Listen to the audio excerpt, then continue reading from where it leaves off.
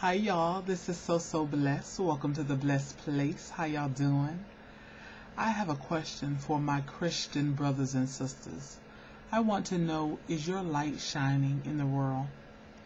Or is it doing like this lamp that I have pointed in my direction where it's just illuminating your own face when you're in the church? But when you're outside of the church, is your light shining out in the world? Is your light illuminating the whole world, or is it just illuminating your own face? When you're among certain people in certain areas, under certain conditions. I thought about this because, we are the light of the world. But so often we don't act like it. We want to tell people about we want to encourage people to believe in our God and to know that He is able and that He loves us and that we can do all things through Him, that our pain can be healed, that He is the source. But yet we want to act any kind of way. When we're in the grocery store, we want to be impatient and nasty. When we're at work, people don't even know that you're supposed to be a Christian.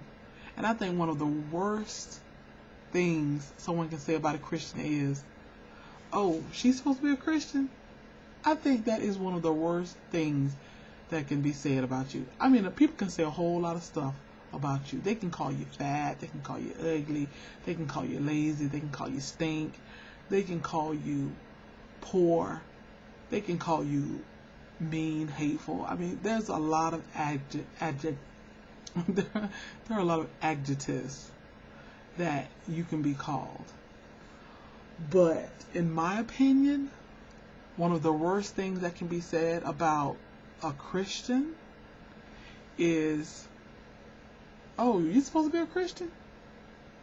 Well, I'm just as much a Christian as she is. What kind of example are we setting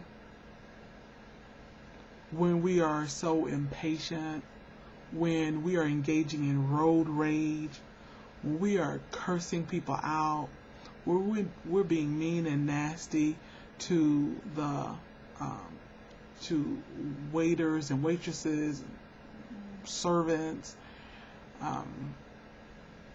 when we are being rude, condescending,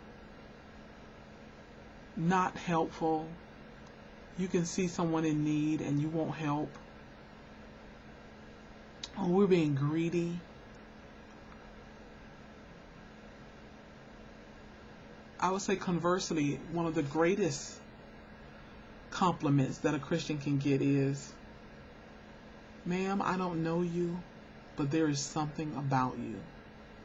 I mean, within 10-15 minutes of someone being in your presence, they should realize that there is something different, that there is something special about you. And if someone is in your presence and within 15 minutes, half hour, they haven't detected that, it's time to do a little checking. It's really time to do a little checking, because there should be a difference between you and the world. You have been chosen. You are royal priesthood. You are a holy nation. There should be a difference. You have been set aside. Your light should be shining and illuminating so bright that they're just drawn to that light. And then they're wanting to inquire about that light. They want to know about the joy, the peace, the happiness that you have, in spite of everything that's going on and going wrong around you, or even in your home. How can you still have joy? How can you still have peace? How can you still have happiness? How can you still have love for this person who did you wrong? How can you forgive your enemy? How can you love your enemy? We should be able to answer those questions. But even more so, we should be living those answers. I ask you, is your light shining? Is your light illuminating in the world? Has someone seen the difference in you? Or are you the one that they say, him? Her? She's a Christian? Think about it. Check yourself. Because truly, they know us by the fruit we bear. And if you got rotten fruit, they know it. And if you got good fruit, they know that too. Let's get it together, y'all. Because we are the light of the world. Because God's light shines within us. And we should have a ready answer. When someone wants to know what is it, we should be able to tell them that it's not me, but it's the Jesus Christ that's within me. And it's a free gift. Y'all be blessed. And be nice to someone. It's nice to be nice.